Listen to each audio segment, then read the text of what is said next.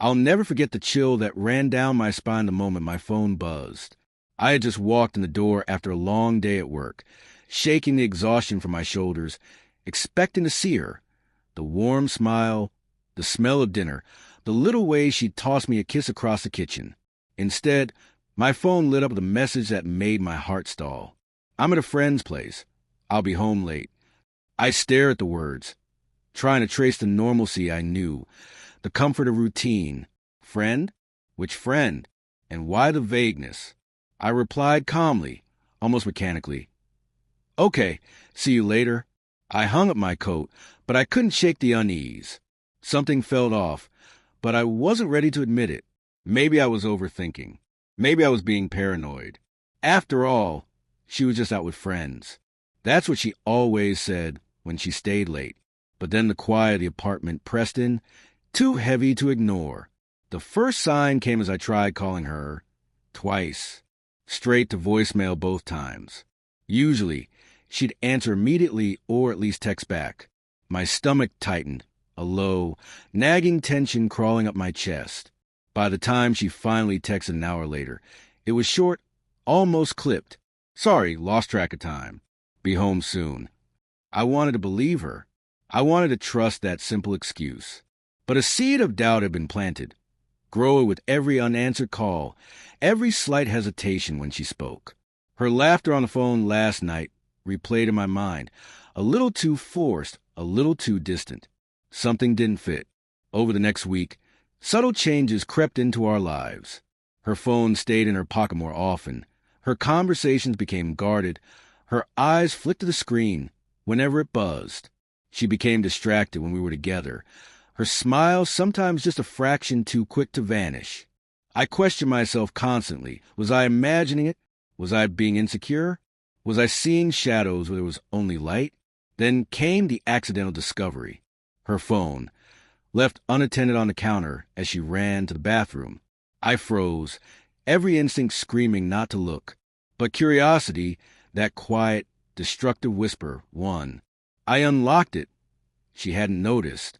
And there it was, a thread of messages, harmless at first glance, then growing intimate to intimate. A name kept appearing, nicknames, laughter, plans. The betrayal hit me like a punch I didn't see coming. My hands shook. My vision blurred. I couldn't breathe. Memories that had once made me smile now stung sharply. The way she'd rest her head on my shoulder. The playful kisses in the morning. The late-night talks that I had cherished. Every small, intimate moment suddenly felt like a lie carefully wrapped in familiarity. The home we'd built together felt alien, hollowed out by secrets I hadn't known existed. I confronted her that night, sitting across the kitchen table, the dim light of the lamp casting long shadows over her face. I didn't yell. I didn't cry. I just held her gaze and asked, quietly, almost in disbelief, "Who is he?" Her eyes softened with guilt, tears brimming but unshed. She tried to explain, fumbling for words, offering excuses that sounded hollow even to her own ears. She admitted the truth. Weeks, maybe months of stolen moments, a connection she had convinced herself was harmless, but clearly wasn't. I listened, each word cutting deeper than the last. It wasn't easy.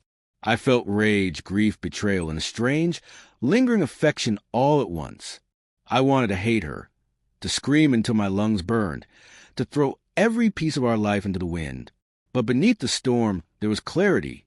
I deserved honesty. I deserved respect. And above all, I deserved myself. I made the choice that night. I didn't scream. I didn't beg.